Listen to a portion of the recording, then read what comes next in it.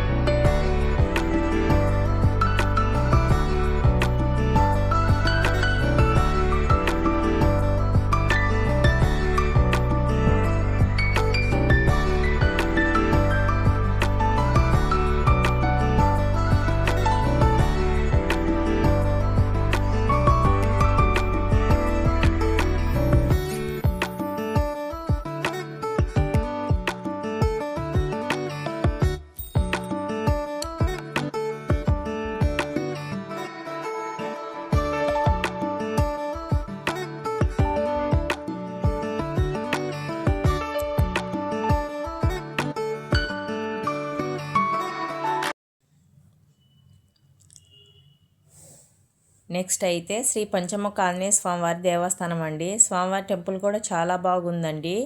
ఇక్కడ వచ్చేసి శ్రీ షిరిడి సాయిబాబా గుడి అండి. స్వామివారు కూడా చాలా బాగున్నారండి. అలాగే నెక్స్ట్ వచ్చేసి విజయ గణపతి టెంపుల్ అండి. వినాయకుడు అండి. స్వామివారిని మాతో పాటు మీరు కూడా దర్శించుకోండి.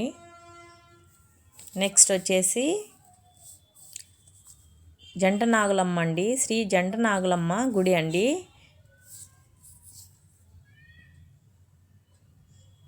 ఇక్కడ నెక్స్ట్ వచ్చేసి నవగ్రహాల గుడి అండి. మీకు ఈ వీడియో నచ్చినట్లయితే ప్లీజ్ లైక్ చేయండి. వీడియోని అయితే లాస్ట్ వరకు చూడండి.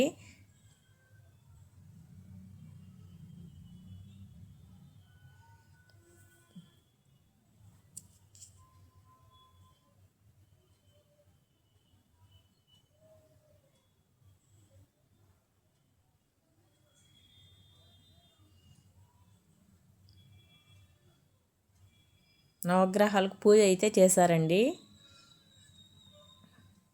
ఇక్కడ నెక్స్ట్ వచ్చేసి శ్రీ పంచముఖ ఆంజనేయ స్వామివారు అండి.